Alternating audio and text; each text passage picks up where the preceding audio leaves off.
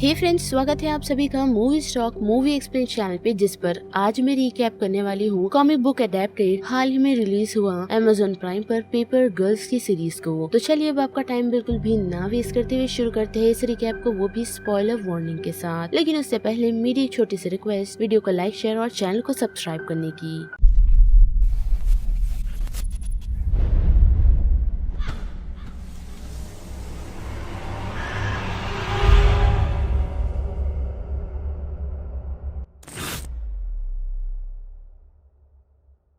Series की शुरुआत हमें 1988 से दिखाई जाती है, जहां हम 4 पेपर गर्ल्स को देख सकते हैं जो अपने टाउन में पेपर डिस्ट्रीब्यूट करते हैं, जिनमें हम एक न्यू रिक्रूट एरिन को देख सकते हैं जो अपनी लाइफ को एक न्यू स्टार्ट दे रही है, क्योंकि इसकी फैमिली हाल ही में एक न्यू शहर में शिफ्ट हुई है, जिन्हें इस कंट्री में रहने के लिए थोड़ी बहुत प्रॉब्लम हो रही है, क्योंकि एरिन की मॉम को प्रॉपर इंग्लिश नहीं आती, जिस कारण से एरिन ने ये जॉब ज्वाइन किया है, क्योंकि इस जॉब के कारण वो अपनी फैमिली को सपोर्ट करना चाहती है और साथ ही इसकी मदद से वो अपनी ड्रीम्स को भी फुलफिल करना चाहती है। जिसके बाद बात करें केजे की, तो हम देख सकते हैं कि वो एक परफेक्ट फैमिली से बिलोंग करती है, लेकिन उसके लिए वो फैमिली कुछ ज्यादा ही परफेक्ट है, जिस कारण वो अपना माइंड डाइवर्ट करने के लिए ये काम करती है। और साथ ही बात करें टिफनी की, तो ये काम उसके लिए उसकी लाइफ का एक स्टेपिंग स्टोन है, जिसकी मदद से वो अपनी फ्यूचर को प्लान कर रही है। और बात करें मैक की, तो हम देख सकते हैं कि उसके लिए ये जॉब सिर्फ एक जॉब है, जिसकी मदद से वो कुछ पैसे कमाए और अपने फैमिली की जरूरत को पूरी कर सके।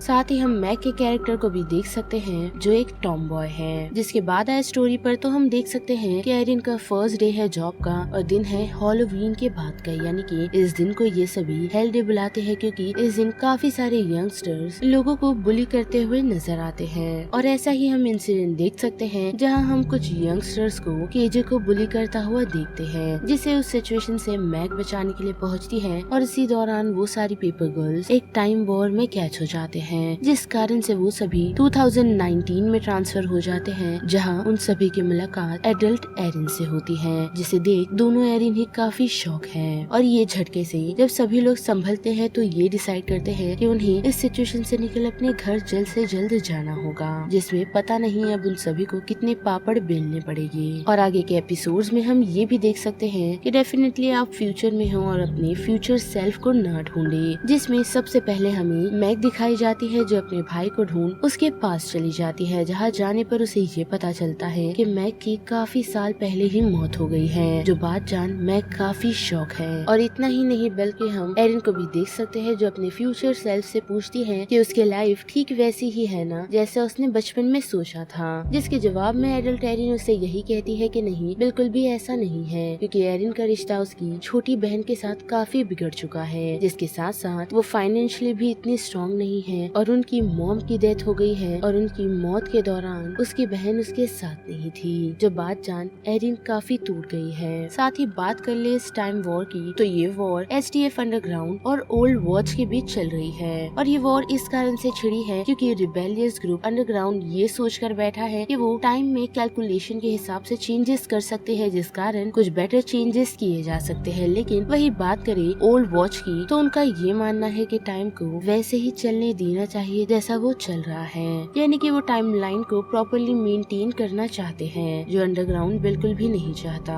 और इसके पहले हमने देखा था कि पेपर गर्ल्स की मुलाकात जिन लोगों से हुई थी, यानी कि हैक और नेल्डो से, वो दोनों एसटीएफ के मेंबर हैं, और 2019 में ट्रांसपोर्ट करने से पहले हैक और नेल्डो ने उन्हें ओल्ड वॉच की लीड प्रायोरस से बचाया था। लेकिन अनफॉर्चुनेटली हैक और नेल्डो सिचुएशन से सर्वाइव नहीं कर पाए, लेकिन खत्म होने से पहले ही उन दोनों में से एक शख्स ने किसी तरह के गैजेट को टिफनी के पास दिया था, जिस गैजेट को उन लोगों ने एडल्ट एरिन को दिया, और उसने गलती से उस गैजेट को स्टार्ट कर दिया और उसे अपने आईज के सामने किसी तरह की स्क्रीन नजर आ रही है। और उसी गैजेट के एक्टिवेट होने के कारण उन लोगों की मुलाकात लैरी नामक शख्स से होती है, जो कि एसटीएफ का मेंबर है, और वो उन सभी को उस सिचुएशन से निकाल अपनी एक सीक्रेट लोकेशन पर ले जाता है, जहाँ उन लोगों को वो एक काफी जायंट रोबोट दिखाता है जो उसने बिल्ड किया है, और साथ ही उस इस जायंट रोबोट की मदद से वो सभी टाइम ट्रेवल कर सकते हैं, लेकिन उस रोबोट को चलाने के लिए उन लोगों को अब एडल्ट एरिन लगेगी, क्योंकि जिस गैजेट को एरिन ने स्टार्ट किया था वो इस रोबोट की थी और जो स्क्रीन उसके सामने आ रही है वो इसी रोबोट से कनेक्टेड है। लेकिन यहाँ से निकलने के पहले केजे ये डिसाइड करती है कि वो मैक को ढूंढेगी ताकि वो भी उन लोगों के साथ जा सके। और जैसे ही केजे मैक को सिचुएशन से ले आती है तो हम देख सकते हैं कि उनके पीछे ओल्ड वॉच की वो लीड यानी कि प्रायोरिस लग गई है, जिस कारण वो लोग जल्द से जल्द उस रोबोट में बैठ उस सिचुएशन से निकलने का डिसाइड करते हैं। और जैसे ही वो लोग उस जायंट रोबोट की मदद से टाइम ट्रेवल करते हैं तो हम देख सकते हैं कि उनके पीछे ओल्ड वॉच के कुछ गार्ड्स लग गए हैं, जिस कारण लैरी के साथ साथ एडल्ट एरिन की मौत हो जाती है। और एडल्ट एरिन ने ये इसलिए डिसाइड किया था क्योंकि ओल्ड वॉच के पास भी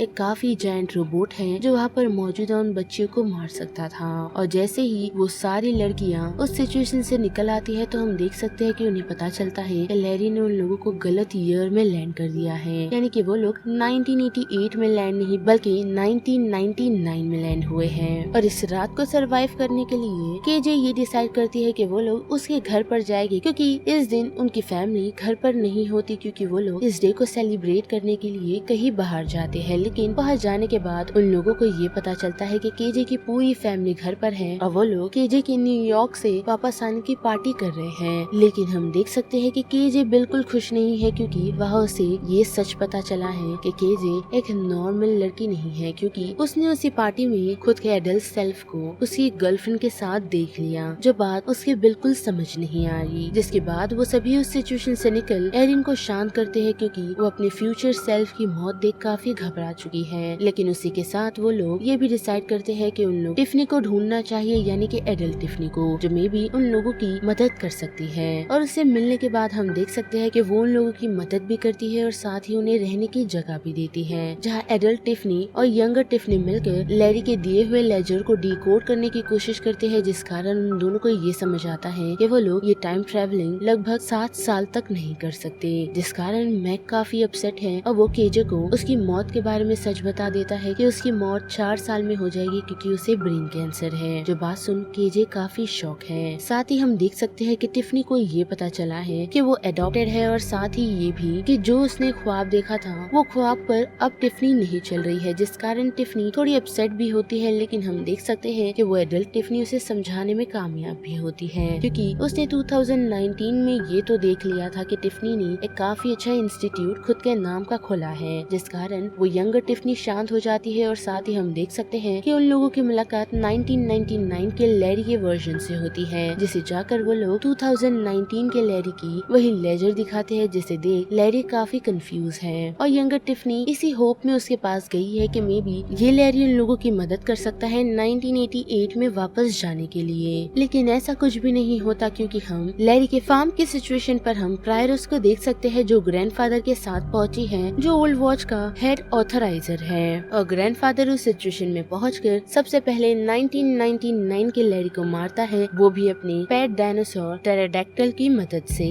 और इतना ही नहीं बल्कि हम वहाँ पर मौजूदा लोगों को फीड होता हुआ भी देख सकते हैं, जिसके बाद उन चारों लड़कियों को ओल्ड वॉच के हेडक्वार्टर्स ले जाया जाता है, जहाँ जाने के बाद हम देख सकते हैं कि प्रायर्स टिफनी को ये बताती है कि उन लोगों को डॉक्टर ब्रायनस्टीन को ढूंढना होगा, क्योंकि ओल्ड वॉच का जो प्रोजेक्ट स्टार्ट किया गया है उसमें टिफनी भी शामिल है। और साथ ही उसने उन लोगों को ये अपॉर्चुनिटी दी है कि वो लोग मैक की सिकनेस को दूर कर सकते हैं, जिस कारण वो लोग प्रायर्स की बात सुनते हैं और उसके साथ उस सिचुएशन से निकलने के लिए तैयार भी। लेकिन हम देख सकते हैं कि कुछ गार्ड्स आकर प्रायर्स पर हमला कर देते हैं, जिस कारण वो 4 लड़कियों का ग्रुप 2 टीम में सेपरेट हो जाता है। हम पहले कैप्सूल में देख सकते हैं कि उसमें मैक और केजे हैं और दूसरे कैप्सूल में एरिन और टिफनी। और हम ऐसा कह सकते हैं कि दोनों ही अलग अलग पीरियड में ट्रांसपोर्ट हो गए हैं। और उसी ओल्ड वॉच के हेडक्वार्टर्स में हम प्रायर्स को देख सकते हैं, जो ग्रैंडफादर को ये बताती है कि वो डॉक्टर टिफनी है। और उसकी वो बात सुन ग्रैंडफादर प्रायर्स को मार देते हैं। साथ ही हमें ये भी पता चलता है कि इस टाइम वॉर के कारण प्रायर्स ने अपने भाई को खो दिया, जिसे और किसी ने नहीं बल्कि केजे ने ही मारा था, वो भी खुद को और लड़कियों को सेफ रखने के लिए। और उसका ये मानना है कि डॉक्टर ब्रेस्टन से मिलकर वो लोग उसे रोक पाएंगे, ताकि वो इस टाइम ट्रायल को इन्वेंट ना कर सके, जिस कारण ये सारी वॉर्स नहीं होगी। और हम इस पूरे सीजन में ये भी देख सकते हैं कि प्रायर्स ने ग्रैंडफादर को काफी बार रोकने की कोशिश की कि ये सारी वॉर्स जल्द से जल्द खत्म की जा सके, लेकिन ग्रैंडफादर ने उसकी कभी नहीं सुनी और इसी कारण से उसने यंग टिफनी की मदद लेने की सोची।